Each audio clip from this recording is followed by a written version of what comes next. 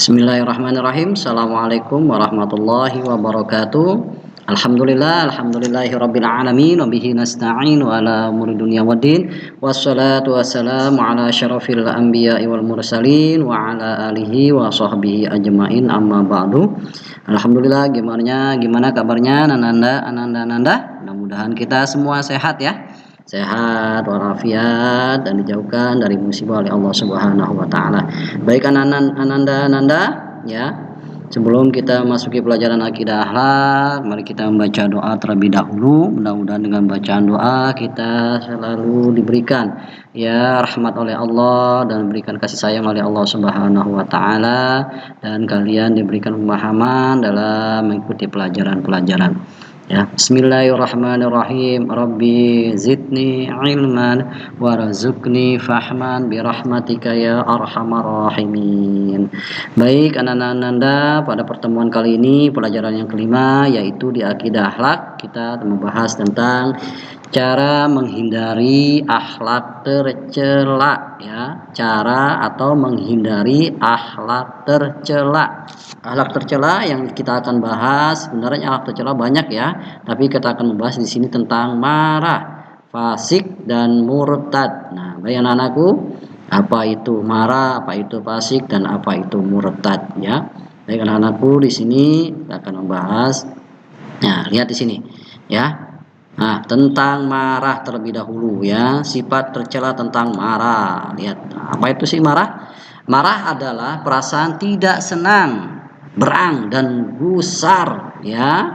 Tidak senang ya, perasaan tidak senang, berang dan gusar karena diperlakukan tidak sepantasnya ya, karena keinginan tidak tercapai. Maka bisa juga karena dibohongi orang lain, atau bisa juga karena dibohongi orang lain. Nah, itu marah. Marah adalah perasaan tidak senang, berang dan gusar karena diperlakukan tidak sepantasnya, karena keinginan tidak tercapai, atau bisa juga karena dibohongi orang lain. Nah, itu marah ya. Jadi yang dimaksud marah ini ya tadi. Baik anak-anakku. Nah, cara-cara menghilangi kita untuk sifat marah. Gimana cara-caranya? Nah, itu satu, kita harus malu kepada Allah atas segala tindak tanduk kita, tingkah laku kita ya, karena Allah selalu memperhatikan segala perilaku dan sikap kita ya. Ini cara menghindari sifat marah ya. Di antara langkah-langkah yang perlu kita lakukan untuk menghilangkan marah ya, atau menghindari sifat marah, yaitu satu, kita merasa malu, harus malu apa yang kita lakukan ya, karena Allah Maha melihat dan Maha memperhatikan kita semua ya.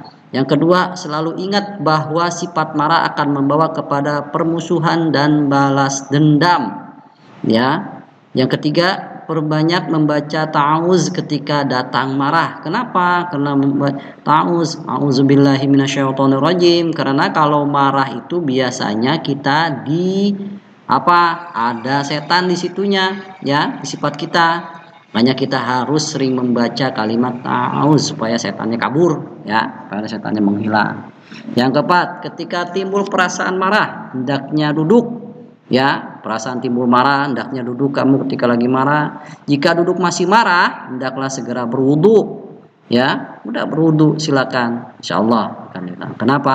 Karena marah itu adanya setan. Di dalam setan itu terbuat dari api. Api itu kalah dengan air. Kita berwudu, minta sama Allah, mudah-mudahan sifat marah kita hilang. Marah memang sifat tercela, tetapi dalam keadaan tertentu kita perlu marah. Misalnya, marah emang sifat tercela, marah emang jelek ya, cuman ada waktu-waktu yang harus kita marah. Apa aja, kapan aja.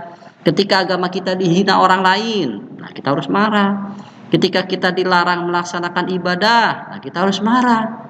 Ketika keluarga kita dihina oleh orang lain, nah marah, tapi marah harus ada batasnya ya. Ya. Namun sebaliknya, kita juga bersabar, karena sabar lebih baik daripada marah ya. Nah, di sini ada diriwayatkan bahwa pada suatu hari datang seorang laki-laki kepada Nabi, kemudian berkata, "Ya Rasulullah, Berilah aku perintah untuk mengerjakan suatu perbuatan yang baik, tapi aku harap yang sedikit saja. Nah, apa kata Nabi? Jangan marah, jangan marah. La taghdab walakal jannah. Masih ingat kan hadis itu? La taghdab walakal jannah, ya. Nah, di sini mengapa Rasulullah melarang marah? Karena marah itu datangnya dari setan. Setan selalu mengajak kepada manusia untuk berbuat tidak baik. Dalam Al-Qur'an surah An-Nur ayat 21, Allah Subhanahu wa taala berfirman, "Ya ayyuhalladzina amanu la tattabi'u khutuwatis syaitan wa may yattabi' khutuwatis syaitan fa innahu ya'muru bil fahsya'i wal munkar." Artinya, hai orang-orang yang beriman, janganlah kamu mengikuti langkah-langkah setan. Barang siapa mengikuti setan, maka sesungguhnya setan itu menyuruh perbuatan keji dan mungkar yang jelek, ya. Surat An-Nur ayat 21. Ya. Seorang muslim dilarang untuk marah, ya. Untuk mendiamkan saudaranya selama 3 hari. Walaupun kita marah, tidak boleh mendiamkan saudara kita selama 3 hari sama muslim, ya. Hadisnya gimana? Qala Rasulullah sallallahu alaihi wasallam, la yahillu li muslimin ay yahjura akhahu fawqa salasin. Artinya, tidak boleh bagi seorang muslim mendiamkan saudaranya, tidak bertegur sapa lebih dari 3 hari. Nah, jika kamu mempunyai sifat marah, apa kerugiannya? Ya kan? Kerugiannya ini salah satu dapat merenggangkan hubungan keluarga, persahabatan, persaudaraan, merenggangkan, menjauhkan, ya. Jadi kita agak jauh dengan keluarga, dengan sahabat, dan dengan saudara. Ya, yang kedua, dapat menimbulkan penyakit hati, ya. Yang ketiga, dapat menimbulkan dan mencelakakan orang lain, dijauhin teman. Yang kelima, dibenci oleh orang lain, ya. Nah, itu kalau kita mempunyai sifat marah, ada ruginya di sini. Apabila kita bersalah, kita tidak suka dimarahi orang lain, maka begitulah orang lain melakukan kekhilafan. Kalau kita salah, kita tidak suka kan dimarahi. Makanya begitu juga sikap kita. Nah, ya, itu yang melakukan kekhilafan, ya.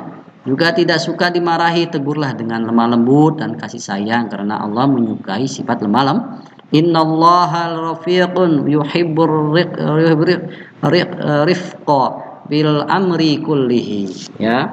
Sungguhnya Allah adalah maha lemah lembut dan suka terhadap sikap lemah lembut dalam segala hal. Dan aku lanjut. Nah, sikap fasik. Apa itu fasik? Ya. Fasik adalah kata dari fasaqo. Fasaqo dalam bahasa Arab artinya sesat atau keluar dari kesolehan, kebenaran. Fasik adalah sesat atau keluar dari kesolehan. Lihat firman Allah di sini. Wa ammal ladzina fasaqu fama'wahumun nar. Fama'wahumun nar kullama aradu ay yakhruju minha u'idu fiha wa qila lahum zuqu 'azaban naril ladzi kuntum bihi tukazzibun. Dan artinya dan adapun orang-orang yang fasik kafir, maka tempat kediaman mereka adalah neraka. Setiap kali mereka hendak keluar darinya, mereka dikembalikan lagi ke dalamnya dan dikatakan kepada mereka, rasakan azab neraka itu yang dulu kamu dustakan. Nah, itu orang yang fasik. Fasik adalah fasako, dari kata fasako. Fasako artinya sesat atau keluar dari kesolehan. Ya, dalam bahasa Indonesia fasik artinya percaya kepada Allah tetapi tidak mau menjalankan perintahnya. Nah, hati-hati nih. Fasik dalam umumnya ialah melakukan perbuatan maksiat, meninggalkan perintah Allah dan keluar dari jalan yang dibenarkan. Banyak orang yang berbuat maksiat di dunia, yaitu orang-orang yang selalu menuruti hawa nafsu dan tergoda oleh rayuan setan. Sering meninggalkan sholat 5 waktu, tidak mau berpuasa di bulan Ramadan, tidak mau membayar zakat, suka berbohong, dan selalu meninggalkan perintah Allah. Lihat ciri-ciri orang yang fasik. 1, ya, malas beribadah kepada Allah. Yang kedua, suka mengadu domba. Yang ketiga, sering berbohong. Yang keempat yaitu sombong, angkuh, dan arogan. Yang kelima, tidak mau menegakkan hukum Allah. Nah, ini ciri-ciri orang yang fasik. Ya, mudah-mudahan kita termasuk ya di dalamnya, ya. Nah, fasik termasuk perbuatan tercela, tidak baik ya, tidak baik dilakukan. Nah, sekarang selanjutnya yaitu menghindari sifat murtad. Nah, murtad itu ya, kita lihat sini, murtad adalah meninggalkan atau keluar dari agama Islam dengan niat ucapan, awas ya, maupun perbuatan, itu murtad. Misalnya apa? Ya, mengingkari Allah sebagai Tuhan, tidak percaya terhadap kesucian Al-Qur'an, atau mengingkari salah satu hukum yang sudah ditetapkan dalam syariat Islam, seperti tidak percaya sholat, puasa, haji, dan zakat. Nah, itu orang yang murtad. Hati-hati ya. Perkataan yang bisa menyebabkan seorang itu murtad adalah mengingkari keesaan Allah, tidak percaya terhadap kitab-kitab Allah, malaikat-malaikat Allah, dan mengingkari adanya hari akhir. Nah, tidak percaya kepada rukun iman, nih murtad ya. Adapun murtad dengan perbuatan adalah seperti sujud kepada berhala yang disembah oleh agama lain, ya. Seorang yang disebut murtad apabila dalam keadaan berikut ini, lihat, berpindah agama ya, kemauannya sendiri, bukan atas paksaan orang lain. Berpindah agama atas kemauannya sendiri, bukan atas paksaan orang lain. Yang kedua, dengan sepengetahuannya seorang melakukan perbuatan atau mengatakan sesuatu yang menyatakan bahwa ia beriman kepada selain Allah. Hati-hati, itu murtad ya. Yang ketiga, dilakukan oleh orang yang sudah dewasa, berakal atau baligh. Ya, yang keempat, sengaja dilakukan untuk tujuan pindah agama, bukan dalam kajian ilmu dan penelitian. Kalau kita pengen tahu tentang agama orang, nggak jadi masalah. Yang penting kita tidak berpindah agama, jangan sampai kita murtad.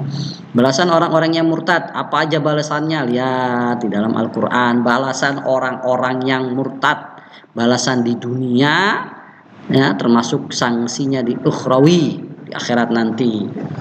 Apa? Nah, di sini firman Allah, wa may yartadid minkum an dinihi fayamut wa huwa kafirun faulaika habitat a'maluhum fid dunya wal akhirah wa ulaika ashabun narihum fiha khalidun. Lihat artinya, siapa saja yang murtad di antara kamu dari agamanya lalu ia mati dalam kekafiran, maka mereka itu mati sia-sia amalannya di dunia dan di akhirat, dan mereka itulah penghuni neraka, kekal neraka. Nauzubillah min zalik. Mudah-mudahan kita termasuk ya. Sanksi dunia tadi, sanksi akhirat ya, ukhrawi. Sanksi dunia apa? Nah, lihat, satu, diperangi atau dibunuh. Rasulullah bersabda, siapa yang menukar agamanya maka bunuhlah dia.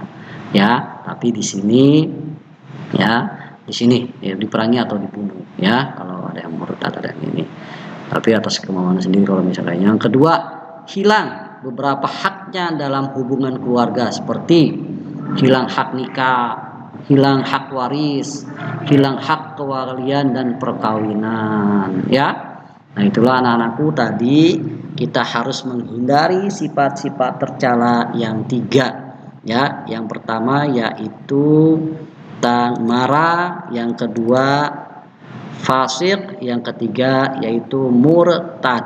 Nah, itu kita harus menghindari ya. Mudah-mudahan kita terhindar ya dari sifat-sifat yang tiga tadi. Ya, cukup sekian untuk pelajaran akidah ya. Mudah-mudahan ada manfaatnya dan kalian bisa diberikan pemahaman ya kan, dan bisa mengulang kembali kalian pelajaran-pelajaran. Cukup sekian, akhir kalam. Assalamualaikum warahmatullahi wabarakatuh.